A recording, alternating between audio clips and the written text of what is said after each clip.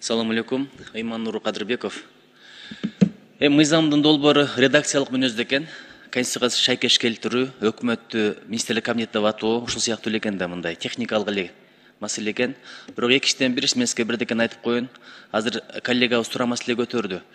Бизге 2 күндүн биринде чыккандар ошолорду ак жеринен кармалып кетти. Курьер дегенден жумушка кирген экен, кармап камалып калды. Жаш кыздар, балдар. Анан өкүнүчтүү нерсе ушул, аркасынан издеп барган киши жок экен. Күчтүү мамлекеттердин өзгөчөлүгү ушунда, кайсыл жараны кайда жүрөт, кандай акыбалда биринчи жардам бергенге чуркап бара турган система түзүп коет да. Ошон үчүн юридикалык жардамдарды ыкчам бере турган кандай жолдор бар, ошону мыйзамга киргизбейлиби? Мындай уюштуруп 9 адам эчтекеге үлгүрбөйт. 9 адам деген 9 адам. Азыр онлайн система менен берсең болот.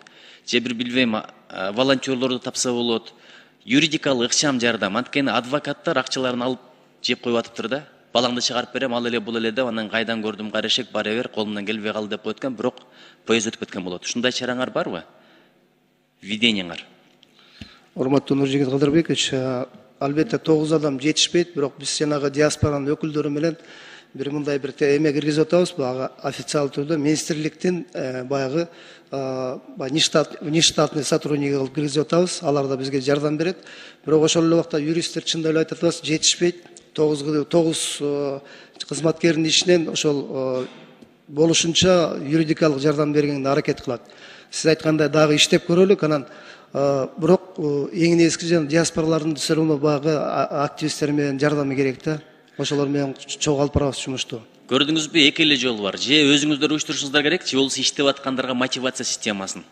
Араңарда эң мыкты болгондорго балким билбейм, премьер-министрдин, өкмөт башчысынын саатын алып беребиз дейсиңерби, же мамлекеттик сыйлыкка көрсөтөсүңөрбү, же атайын ошондой тастыктама бересиңерби биздин өкүлүбүз деп тартыш керек. Мүмкүн болсо мобилизация керек да бул жерде. Иштеп аткан балдар бар, мен аттарынан бери берем. Ошолорду алып кызмат кылдырыш керек да. Аны жок дегенде рахмат айтып коюш керек. Анын экстрадиция маселеси абдан татаал болуп атат. Алардын жазасы башка, катаалыраак, биздики жеңилирээк экен, ошон үчүн. Ушул боюнча мыйзамга өзгөртүү киргизсе болобу? Экстрадицияны жеңилдетиш үчүн. Карап көрөлүк, Нуржигит Кадырович. Онлайн адвокат деген институт киргизсе болобу? Бул жактан Кыргызстандан туруп адвокаттар бир кеңеш бере тургандай. Киргизсек болот.